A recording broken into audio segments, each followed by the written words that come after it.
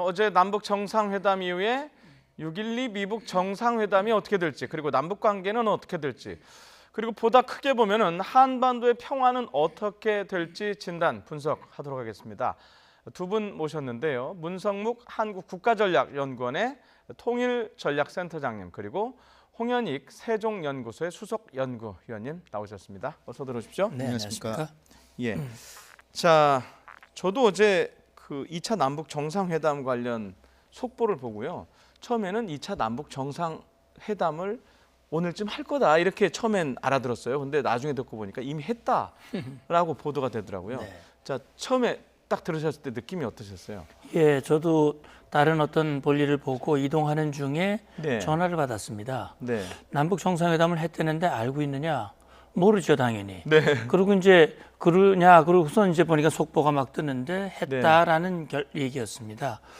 아, 정말 오늘 보도가 쭉 되듯이 뭐 기자단도 없이 또 대통령은 전용 차량 타지 않고 또 다른 전용 차량을 이용할 정도 아주 극도 철통 보안 속에 정상회담이 이어졌고요. 네. 회담하고 한 3시간 정도 후에 네. 회담 개최 사실만 알려주고 이제 내일 아침, 그러니까 오늘이죠. 아침에 이제 결과를 문재인 대통령이 설명을 할 것이다, 발표할 것이다 이런 정도였는데 아마 그만큼 북한이 요청을 했고 아마 북한이 이런 철통 보안을 요구했을 겁니다. 저도 과거에 남북 군사회담을 하면서 북한이 회담을 제의하고 특히 먼저 공개가 되면 상당히 좀 곤란할 수도 있는, 만약 합의가 안 되면 오히려 입장이 난처해지는 그런 상황이 있을 경우에는 시간, 장소, 회담 자체를 철통 보안 유지하는 그런 요구를 많이 했는데 이번에도 정상회담임에도 불구하고 이렇게 했다는 거, 이게 정말 역사에 없는 일이고 아주 새로운 일인 것 같습니다. 예. 자, 처음에 트럼프 대통령이 정상회담 취소한다고 했을 때 청와대에서 당혹이란 단어를 썼어요. 국가 최고기관에서. 저도 그래서 더 당혹스러웠었는데, 자, 적어도 뭐 한라인 통화 정도 하고 뭐 어떻게 노력할지 정말 머리가 아플 거다 그랬는데 직접 갈 수도 있다라는 생각을 좀 하셨던 분들이 있을까요? 어디를요? 북한으로요. 아, 우리 대통령께서요? 직접 다시 만났다는 거죠. 예. 저는 어저께 그 소식 들었을 때, 네. 정말 잘하셨구나. 아, 잘했다. 잘했구나. 야, 정말. 이런 묘수가 있었구나. 정말, 이렇게 또, 우리가 자칫하면은 한 번 더 운전자론에서, 우리가 지금 한 이틀 동안은 좀 큰 역할을 못했잖아요. 이게 이 운전대를 몇 초만 놔도 차가 어디로 갈지 모르는데 네. 계속 꽉 잡고 있어야 되잖아요. 근데 다시 이렇게 운전대를 다시 잡게 되는구나. 그리고 뭐 내일 한다는 게 아니라 이미 하셨다니까 정말 잘했다. 저는 그렇게 생각했고요. 이거는 근데 우리한테만 유리한 게 아니라 김정은 위원장한테도 상당히 유리한 거죠. 그러니까 트럼프 대통령이 정말 벼랑끝 전술을 북한이 쓰던 전례 방식을 트럼프 대통령이 사용해서 거기에 김정은이 이거 판이 깨지면 안 되겠다 경계관을 시켜가지고 사과문 아닌 뭐 하여튼 해명문 정도의 글을 써서 판을 살려놓고, 그러고 나서도 이게 자칫하면 또 끌려가서 CBID 받고 핵폐기를 그냥 미국이 원하는 대로 다 해줬다간 또 안 되니까 뭔가 전략적인 기반을 다져야 되겠다라고 김정은도 생각했을 테고, 우리 정부로서는 한미 정상회담을 해서 6월 12일 날 정상회담 잘 준비해서 하겠다라고 합의하고 돌아서서 귀국해서 얼마 안 됐는데 트럼프 대통령이 갑자기 취소를 해버리니까 한미 동맹도 그렇고 우리 한국의 국제적 입지도 상당히 좀 곤혹스러운 입장이었는데, 이렇게 대통령께서 판문점 북쪽으로 가서 격의 없이 이렇게 대화하고 획기적으로 남북 관계를 정상화시키고, 저는 지금 이제 이 남북 정상회담을 전부 북미 정상회담 준비를 위한 차원만 이제 많이 강조를 하니까, 저는 지금 남북 관계가 한 열흘 이상 완전히 파행을 겪어왔는데 네. 이걸 획기적으로 정상화한 결정적인 의미가 지금 있는 겁니다. 이제 다시 고위급 회담하고 적시자 회담하고 뭐 여러 가지 교류 협력이 될 수 있는 여건이 됐다는 게, 이게 일단 의미가 큰 거거든요. 근데 이거를 아주 뭐 일거에 지금 했기 때문에 상당히 저는 즐거운 마음으로 정상회담한 거를 봤습니다. 즐거운 마음으로. 네. 즐거운 마음이라는데 지금 네. 저 홍현익 위원이 갖고 나오신 자료를 보니까 최근 2박 3일 동안 남북 관계, 미국 관계가 어떻게 진행되는지 알겠네요. 엄청 두꺼우신 자료를 지금 갖고 다니고. 예. 원래 많이 항상 갖고 다닙니다. 예. 자, 지금 홍 의원님께서 트럼프 대통령이 북한이 쓰던 벼랑 끝 전술을 얘기를 했어요. 그 트럼프의 이른바 협상의 기술로 봐야 됩니까? 저는 그게 궁금해요.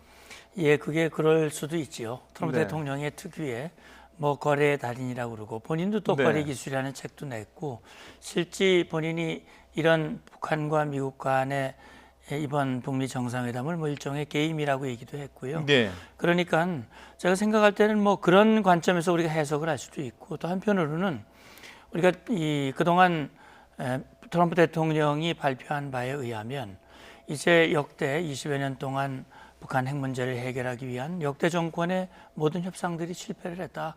네. 그리고 이번에야말로 정말 이 북한 핵 문제를 근원적으로 해결할 수 있는 그런 협상이 되도록 하겠다라고 본인이 공언을 해왔거든요. 그런데 실제 우리 정의용 특사 이 얘기를 전해 듣고 김정은 위원장의 비핵화 의지가 있다. 그렇게 믿고 상당히 기대 섞인 전망을 했는데 최근에 김계관 최선이 네. 잇따라 북한의 입장을 보면서 이건 좀 아닌 것 같다라는 생각을 했을 것이고요. 아마도 제가 생각할 때는 북한이 벼랑 끝 전술은 이 북한의 아주 고유의 뭐 전매 특허죠. 특허, 네, 전매 네. 특허와 같이 사용을 해왔는데 예. 이번에 트럼프 대통령이 정말 그것을 뛰어넘는 강력한 벼락권 전술을 구사한 결과가 됐습니다. 그래서 예. 사실은 그렇게 공개 서한이 나오고 나서 저는 북한이 굉장히 반발할 것이다라는 예측을 했는데 틀렸습니다. 그게 종래 북한이 해오던 행태에 입각해서 예상을 한 것인데 의외로 꼬리를 내리고 네. 대화를 어떤 형태로든 하고 싶다라고 한 이런 모습은 말씀하신 대로 트럼프식 협상 전술이 어느 정도 먹혀들었다라는 그런 평가도 가능할 것 같습니다. 예. 저는 근데 네. 그렇게 북한이 강력하게 대응하지 않으리라고 생각했었습니다. 아, 예. 솔직하게 말씀드려서 그렇습니까? 왜 그러냐면 예. 트럼프의 그 편지라고 하는 게 굉장히 정중하고 예절 갖추고 연애 편지처럼 북한의 김정은 위원장하고 어떤 표현까지 있냐면 언젠가 당신을 보게 되기를 정말로 고대합니다. 마지막에. 아니요, 뭐 거의 뒷부분이죠. 예. 그다음에 그 앞부분에는 당신이 시간을 내어주고 인내해주며 존중을 갖고 노력해온 점을 매우 감사하게 생각합니다. 그렇지만 참 아쉽게도 이번에는 6월 12일은 우리가 아직 만남을 이뤄서 좋은 결과를 갖기가 어려우니까 부득이 취소할 수밖에 없습니다. 그러면서 이제 마음을 바꾼다면 망설이지 말고 전화를 좀 하시거나 편지를 써주세요. 이게 거의 연애편지 수준이에요. 연애편지에서 밀당할 때 주로 쓰는 용어들이 다 이렇게 구구절절이 있어요. 그리고 이제 중간에도 기분 나쁘지 말라고 귀치기 최근 성명에서 보여주는 엄청난 분노와 공개적인 적개심 이런 마음을 가지고 우리가 무슨 큰 합의를 하겠습니까? 그러니까 상대에 대해서 정중하게 나는 좀 잘하고 싶은데 귀치기 좀 문제가 있다 이렇게 얘기했기 때문에 저는 김정은도 이 표현을 보고 그 초강대국이 이 정도 표현을 쓰면은 이건 계속 하자는 얘기라고 좀 봤어요. 그래서 네. 취소가 아니라 연기다. 근데 연기도 아니고 그냥 6월 10일 날 다시 하게 되는 정도까지 간 거는 북한에서 김계관을 통해서 김계관이 애초에 1차 담화에서 문제가 거기서 발생했고 최선희 이 담화가 2차로 이제 해가지고 완전히 이제 트럼프 대통령이 화가 났는데 부통령을 뭐 얼뜨기라 그러고 무슨 제일 중요한 거는 CBID니 뭐니 하면서 횡설수설하고 주제넘게 떠들어댔다.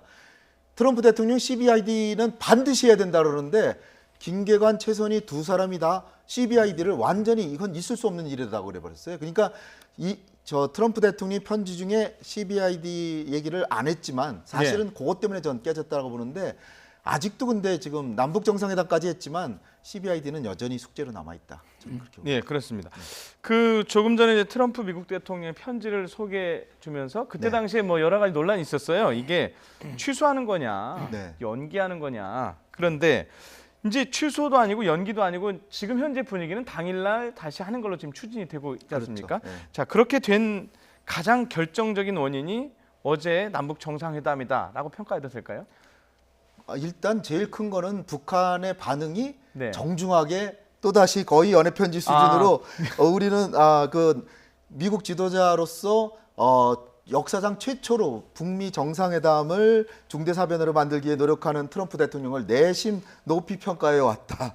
그러면서 이제 트럼프 대통령이 불만을 가졌던 뭐 분노에 대해서도 이거는 미국 측에서 일방적으로 핵폐기를 강요하는 그런 지나친 언행이 있었기 때문에 여기에 대해 반발한 것에 불과합니다.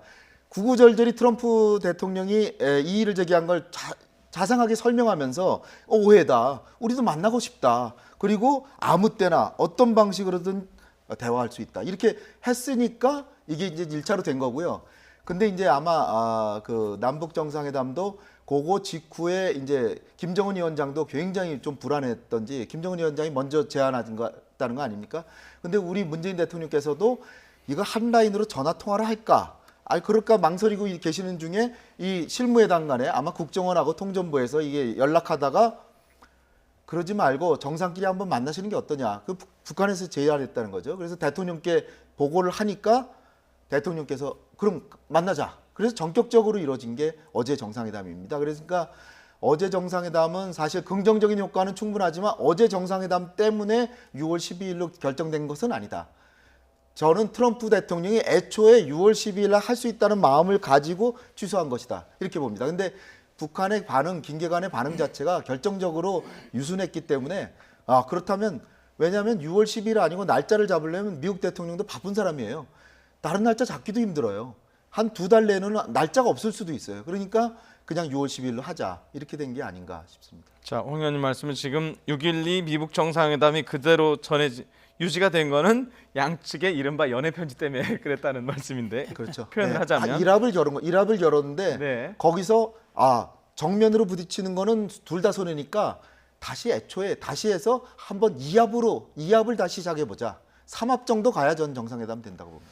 이미 잠깐 설명을 했지만은 남북 정상회담 2차 정상회담이 다시 전격적으로 성사가 된 그 채널을 저희는 어떻게 이해를 해야 될까요? 약간 설명을 하셨지만. 네, 그러니까 지금 이제 상황을 보면 결국 북한이 문제를 발생을 하고 북한이 다시 서둘러 나서서 이걸 좀 해결하게 해 주십시오라고 하는 그런 형태가 돼 버렸어요. 예. 그러니까 5월 16일 날 예정돼 있던 남북 고위급 회담을 북한이 일방적으로 납득하기 어려운 그런 이유를 들어서 이 취소를 시켰거든요. 그러면서 우리 국내 여론이 굉장히 나빠졌습니다. 김정은 위원장의 뭐 신뢰도가 70% 그랬는데 역시 우리 내부에서도 아이고 참 북한 달라진 줄 알았더니 달라진 게 없구만라는 그런 실망감들이 상당히 많이 있었지요. 네. 그리고 이제 김교관을 이어서 최선희까지 북한이 미국을 향해서 이제 포문을 열었고요. 네. 뭐 정상회담을 재고할 수도 있다라고 하는 그런 이야기가 사실 트럼프 대통령에게는 상당히 이 북한에 대한 의구심이 굉장히 높아졌죠. 네. 다시 말하면 우리 특사의 얘기, 판문점 선언에서 나온 완전한 비핵화의 의지 그런 걸 믿고 이제 북미 정상회담을 추진을 했는데 결과적으로 보면 그게 아니란 말이죠. 그런 상황에서 지금 이제 트럼프 대통령의 그런 서한이 나오고 우리 홍 박사님 말씀대로 네. 그 생각보다는 굉장히 서로 간에 네. 아주 자중하고 조심하는 그런 표현을 네. 주고받았단 말이죠. 지금 말씀하신 대로 지금 이 정상회담이 성사되는 과정에서의 남북 실무 채널은 네. 그동안 1월 1일 이후에 남북 고위급 회담을 비롯해서 그동안 평창올림픽 또 이어지고 특사 교환하고 하는 그런 과정에서 실질적으로 또 서훈 국정원장은 북한, 미국 또 우리 입장을 서로 조율하면서 이 상황들을 이끌어간 그런 인물이었다고 하는 차원에서 제가 생각할 땐 남북 고위급 회담이 취소됐지만 이 대화, 물밑에서의 대화의 어떤 통로는 유지되고 있었던 것이 아닌가. 그런 차원에서 우리가 지난번에 한미 정상회담이 있은 후에 아마도 그동안 가동되지 않았던 하트라인이 가동되지 않겠느냐 생각을 했는데 하트라인이 가동된 것은 아니고 이제 우리 서훈 원장과 김영철 통전부장이 협의하는 과정에서 북측이 차라리 직접 만나서 지금 꼬여진 남북 관계와 또 북미 정상회담을 제자리로 갖다 놓는 그런 어떤 계기가 마련됐으면 좋겠다라는 희망을 얘기를 했고 아마 우리 서훈 원장도 그 제안을 받고 제가 알고 있기로는 바로 NSC 상임위를 열어서 거기서 의사결정을 하고 대통령께 건의해서 이것이 성사됐다. 그렇게 알고 있습니다. 예. 자, 이번에 그 정상회담 배석자를 보면 딱 양쪽에 한 명씩이었어요. 그래서 일각에서 정의용 실장이 안 보이는 게 뭔가 좀 이상하다라는 얘기를 했어요. 그래서 이른바 뭐 다시 정상화 됐지만 미국 정상회담 99.9% 이루어진다는 얘기를 했다가 0.1%한테 며칠 동안 뒤집혔었단 말이에요. 그래서 상황이 좀 이렇게 정의용 실장이 안 보이는 거 아닌가 이런 얘기가 있었는데 네. 어떻게 보세요? 그러니까 남북 간에는 지금까지 통전부하고 국정원하고 라인이 있었기 때문에 네. 거기서 계속했고 그다음에 CIA에서 앤드류 김이 또 뭐 서울에 와가지고 올림픽 기간 중에 맹경일이 인재 체류하고 있었는데 서로 만나기도 하고 그래서 결국은 국정원 라인이 정보 라인이 지금까지 여기까지 왔는데 네. 북한에서도 최근에 이제 문제가 발생한 건 외무성에서 갑자기 김계관이 10년 만에 나타나가지고 갑자기 성명 발표하고 그다음에 최선희도 외무성에서 나타났거든요. 근데 이제 다시 국정원 라인으로 해서 그러니까요. 이게 이제 연결이 됐기 때문에 다시 선순환하는 과정으로 다시 들어간 것이 이렇게 표현이 되는 건데 네. 정의용 실장은 아무래도 미국하고의 관계에 중점을 두신 분이기 때문에 한 네. 명씩만 배석하고 또 김정은 위원장이 일체의 형식 없이 만나고 싶다 이렇기 때문에 배석자가 한 명씩만 하기로 했기 때문에 빠지신 거지 정의용 실장이 일부러 뺐다고 보기는 그렇고요. 예. 아마 뭐 볼튼 보좌관하고 통화를 한다든지 미국하고의 조율 그런 부분에 이제 하느냐고 그랬다고 일단 생각이 되고요. 북한 측에서도 뭐 다른 배석자들이 없잖아요. 김여정도 자리에 안 앉았고 그러니까 그것이 제가 볼 때는 리비아도 국정원 그러니까 정보 라인을 통해서 리비아도 대량 살상 무기 포기했거든요. 그 정보 라인 쪽에서 움직이는 것이 결코 비효율적이지 않다. 그러니까 효과가 있을 수 있기 때문에 다시 폼페이오도 CIA 국장 사람이에요. 그러니까 제가 볼 때는 이제 다시 선순환 관계로 가는 중대한 고비를 넘겼다 이렇게 보기 때문에 지금 북미 간의 실무회담도 하고 있다는 거 아닙니까? 거기다가 30명이 또 싱가포르로 또 아마 지금쯤 떠났을 겁니다. 네. 그러니까 싱가포르에서 회담하고 어딘가 다른 데서 또 북미 간의 회담이 또 되고 있어요 지금. 그러니까 제가 볼 때는 6월 12일 날 별 문제 없으면 6월 12일 날 될 수 있다. 굉장히 큰 희망을 갖고 있습니다. 예. 자, 이번 남북 정상회담 말고요. 1차 남북 정상회담 때 이른바 좀 유명해진 말, 유행어가 하나 있는데요. 그게 김정은 위원장이 이런 얘기를 했었어요. 멀다고 하면 안 돌아갔구나. 이런 얘기 기억하십니까 혹시? 그럼요. 자, 그래서 이번에 갑작스럽게 격식 없이 만났단 말입니다. 그러니까 정말 멀다고 하면 안 되는 두 정상이 돼버렸어요. 이렇게 되면 앞으로 가끔 뭐 어떻게 생각하면 더 자주 이렇게 자주 만날 이런 어떤 틀을 만드는 거 아닙니까? 계속해서. 예, 그러니까 문재인 대통령도 이번 회담이 북측 제안에 의해서 이루어진 회담이었다고 얘기를 했지만 역시 지난번 1차 정상회담 때 좀 자주 만나자. 네. 물론 가을에 만나기로 공식 합의는 했지만 그 전에라도 필요하면 자주 만나자라고 하는 그런 교감들이 있었던 걸로 알고 있고요. 아마 그런 차원에서 이번에 한 달 만에 만났는데 이건 사실 남북관계 역사상 없었던 일입니다. 과거도 2000년, 2007년, 7년 만에 만났고 2007년에서 11년 만에 이번에 또 만났는데 네. 한 달 만에 정상이 그것도 격식 없이 바로 그냥 이렇게 만난다고 하는 것은 전례가 없는 일이고요. 어쨌든 지금 남북 관계에 있어서 정상이 만나서 소통을 하는 건 전 필요하고 좋은 일이라고 봅니다. 그래서 이런 만남이 상설화되고 자주 만날 수 있는 그런 남북 관계가 될 수 있다면 그건 뭐 좋은 일인데 역시 그렇게 될 수 있으려면 중요한 것은 북한 핵 문제가 북미 정상회담을 통해서 정상적으로 잘 타결이 되고 네. 그 결과 정말 북한이 국제사회의 정상국가 또 남북관계가 그 탄력을 받아서 4.27 남북 정상선언에서 합의한 대로 뭐 여러 가지 그 합의 사항들이 정상적으로 진행이 되면 이것이 다시 반복이 되겠지만 그렇지 않다면 이 상태 이런 것들이 계속 반복된다는 그런 보장은 아마 하기는 어렵겠지요. 예. 이번 정상회담에서 나온 얘기를 하나 소개시켜드리면요. 네. 문 대통령께서 김정은 위원장이 지난번 판문점 정상회담 때 와서 소통을 잘해가지고 한국에서 상당히 인기가 높아졌다. 네. 기대도 크다. 그러더니 웃음이 이제 나왔고요. 예. 거기에 대해서 김정은 위원장은 사실 대통령께서 지금 오셨는데 처음 오신 게 아닙니다. 우리 북측에 4월 27일 날 10초 동안 넘어오셨습니다. 그러니까 아, 두 번째 지난번에 갔다 온 거 얘기를 북측에 했네요. 두 번째 방문하는 거다. 그래서 또 한 번 웃었고요. 예. 그다음에 마지막 얘기가 김정은 위원장이 가을 초에 평양에 오시게 되는데 요번엔 잘 못 모셔서 죄송하지만 그때는 잘 모시겠습니다. 그러니까 가을 초에 가는 걸 기정사실화 지금 하고 있습니다. 그렇게 되면 이제 뭐 올해만 해도 이제 3차 세 번이나 일단 정상회담이 만나시는 이루어지는 거죠. 자, 이제 그 더 중요한 얘기를 좀 들어가야 되겠는데, 자, 미북 정상회담입니다. 지금 오늘이 5월 27일이니까 6월 10일이니까 2주 조금 더 남았어요. 네. 혹시라도요, 2주 넘게 남은 그 과정에서 이제 실무 접촉, 뭐 고위급 접촉 미북 간에 할 거 아닙니까? 네. 혹시 또 이런 일이 반복되지 않을까 하는 우려, 이거 완전히 없앨 수는 없어요. 지금 한번 네. 당하고 나니까. 제가 3합을 겨뤄야 된다는데 1합 이제 끝났고요. 예. 2합 들어갔습니다. 2합 들어가니까 제가 볼 때 한 번쯤 고비가 더 있을 가능성이 오히려 크다. 그러나 깨진 않을 것이다. 예. 한 번 더 출렁거림이 있을 가능성이 있는 게 지금 핵심 중에 핵심이 뭐냐면 이번에 트럼프 대통령이 정상회담 취소한 것도 저는 결정적인 원인이 김계관과 최선희의 담화문에 보면 CBID를 가지고 네네. 완전하고 검증 가능하며 되돌릴 수 없는 비핵화라니 뭐니 하며 횡설수설하며 주제넘게 놀아댔다. 미국 부통령한테 그런 거예요. 네, 네. 트럼프 대통령은 CBID가 기본인데 CBID니 뭐니 하면서 횡설수설했다. 그 얘기는 CBID 우리 못 받는다는 거거든요. 그러니까 이게 안 되면 안 될 수도 있어요. 그러니까 지금 보름 정도 남았는데 그 정도 기간 중에 CBID에서 어떻게든 처리를 해야 됩니다.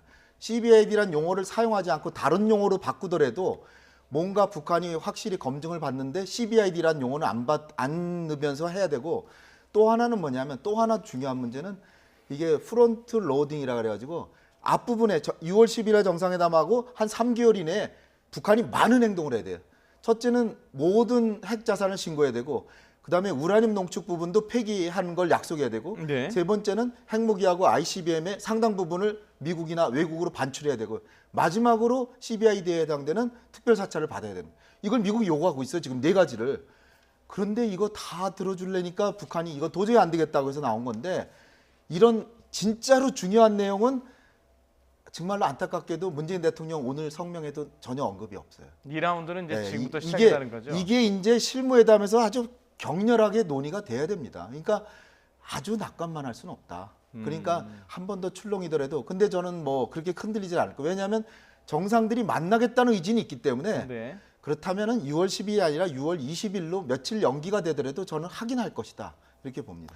그 CBID 말씀하셨는데 오늘 저도 문재인 대통령 그 생방송 기자회견을 봤는데 외신 기자가 그 부분에 대해서 CBID에서 맨 마지막 질문이니까 집중적으로 질문을 했어요. 예, 그렇죠. 근데 답변을 일부러 안 한 건지 아직 그 말씀하신 대로 전혀 논의가 안 돼서 격차가 커서 얘기를 안 한 건지 어떻게 봐야 될까요? 뭐 두 가지 다 해당될 수도 있고요. 그러니까 네. 사실 지난번 남북 정상회담 4.27 선언에도 한반도 뭐 완전한 비핵화라고 하는 표현이 들어가긴 했지만 네. 그것이 구체적으로 무엇을 의미하는지 사실 해석하기에 따라 다르거든요. 그런데 오늘 우리 대통령이 발표하신 그 내용, 어제 정상회담 결과에 대한 그 내용에도 보면 뭐 완전한 비핵화의 의지를 분명히 했다. 지난번 4.27 선언의 범위를 크게 벗어나지 않습니다. 그러니까 역시 트럼프 대통령이 회담을 연기 또는 취소한 그 근본 원인이 바로 북한의 그런 완전한 비핵화의 의지가 분명하지 않은 것 같다. 의구심이 있다. 회담을 열어도 회담이 성공할 가능성이 매우 의심스럽다라고 하는 것이 결국 연기 또는 취소의 배경이 된 거거든요. 그렇다면 저는 궁금했던 것은 그럼 이번 남북 정상회담이 북미 정상회담의 성공 가능성을 높여주는 어떤 촉진제가 되려면 적어도 그 부분에 대한 트럼프 대통령의 의구심을 해소해 줄 만한 그런 김정은 위원장의 그런 의지가 반영돼야 되는데, 지금 앵커께서 질문하신 대로 네. 그 외신 기자가 CVID를 확증할 수 있는 근거가 있습니까? 질문을 하니까 대통령께서 그건 뭐 서로가 만나서 뭐 이렇게 확인을 해야 내가 할 얘기는 아니다 뭐 이런 본인이 예. 할 얘기가 아니라고 얘기를 예. 하니까 그럼 이거는 얘기가 안 됐거나 얘기가 됐더라도 내부로 그걸 북한 입장을 얘기하기는 좀 협상을 앞에 두고 곤란해서 그러는지는 알 수 없습니다만, 어쨌든 저는 김정은 위원장이 그런 얘기를 했고 그것을 지금 북미 간에 지금 진행되고 있는 실무 접촉에서 미국 측에 분명하게 전달이 됐다면 이번 한미 정상회담이 어떤 북미 정상회담의 촉진제 역할을 한 것이고 또 트럼프 대통령으로서는 문재인 대통령이 중간의 역할을 나름대로 했다라는 평가가 가능할 수 있을 것 같은데요.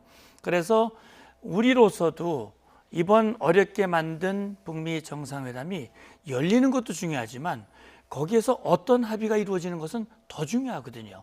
그러니까 거기에서 정말 이번에야말로 북한의 핵미사일 문제를 완전히 해결할 수 있는 그런 기회가 될 수 있도록 저는 문재인 대통령이 김정은 위원장에게 설명을 하고 미국의 북한을 향한 배려와 보상 조치 이런 것들을 설명을 해서 마음을 움직이기 위한 아마 그런 노력을 하지 않았겠나 그런 생각을 가지고 아마 대통령 그 기자 문담 끝난 후에 네. 청와대 참모가 추가 배경 설명을 하면서 네. 이번 회담은 성과적으로 끝날 것으로 생각한다라고 얘기한 것은 뭐 근거 없이 그런 얘기를 그냥 막 남발하지는 않았지 않겠느냐. 저는 기대감도 좀 있지요. 네. 좀 우려도 있지만은요. 네, 알겠습니다. 자, 마지막 질문을 좀 드려야 될 것 같은데요. 트럼프 미국 대통령이 이렇게 얘기했어요. 여기서 멀지 않은 곳에서 지금 미팅, 그러니까 북한과 미국 간의 뭐 고위급인지 실무진인지는 모르겠습니다만 미팅을 진행 중이다라고 이미 이제 얘기를 했어요. 이게 싱가포르인지 다른 곳인지 이게 어떻게 유출할 수 있을까요? 싱가포르는 미국에서 지금 30명이 30명. 이제 떠나는데 그거는 이제 백악관 부비서실장 그리고 안보 부보좌관. 거기는 의전 같은 걸 준비하지 근데 않을까요? 거기도 의제도 협상을 한답니다. 아, 그러니까 그래요? 주로 뭐 의전이라든지 경호라든지 그렇죠. 어느 호텔로 할 건지 형식적인 거. 여러 가지 해야 되지만 그 중에서 의제도 하는데 다른 실무적으로 이런 거 핵 문제 또 뭐 검증 문제 이런 거는 실무진끼리 아마 전문가들끼리 만난다고 생각이 되고요. 그 다음에 지난 주말에 나온 뉴스들은 뭐냐면 그런 싱가포르에서 30명간 회담이 있고 또 하나는 그 고위급 그러니까 북미 간의 고위급 김영철과 이럴 때는 폼페오가 제3국에서 만난다든지 네. 아니면 제가 볼 때는 김영철이 이제 한 번쯤 워싱턴을 가야 되지 않나 이렇게 특사 생각해요. 형태로. 폼페오가 2번을 갔으니까 예. 한 번쯤 가야 이게 모양새도 맞고 정상적이다. 저는 이렇게 보고요. 예. 그런 상황에서 지금 이제 마지막 질문이니까 말씀드리면 이 지금 그 김창선이라고 김정은의 이제 비서실장 격인 사람이 그저께 베이징에서 발견이 됐어요. 네.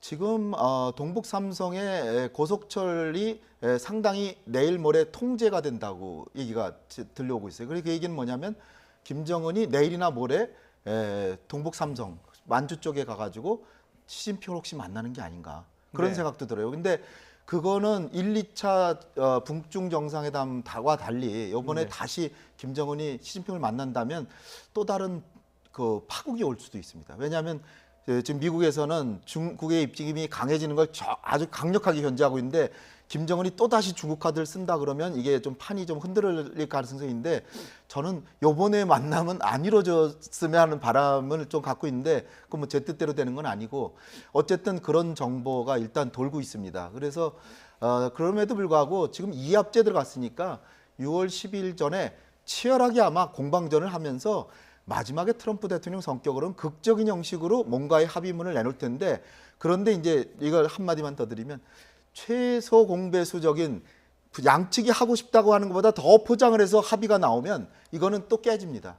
그러니까 양측이 반드시 할 수 있는 거를 최대 공약수를 해가지고 그것만 꺼내가지고 서로 딱딱 지킬 것만 딱 해서 신뢰를 쌓고 북한의 궁극적인 비핵화는 약 2년 정도 뒤에 또 다시 정상회담을 하면 되거든요. 이번이 마지막 정상회담이 아니라는 각오로 북미 간에도 조금 가벼운 마음으로 오히려 싱가포르 정상회담에 임했으면 하는 게 제 바람입니다. 네, 알겠습니다. 시진핑 주석 얘기하면서 지금 돌발 변수를 말씀하셨는데 돌발 어쨌든 변수였죠. 돌발 변수가 나타나더라도 미북 양 정상이 만나는 6월 12일의 큰 흐름은 좀 이어졌으면 하는 생각입니다.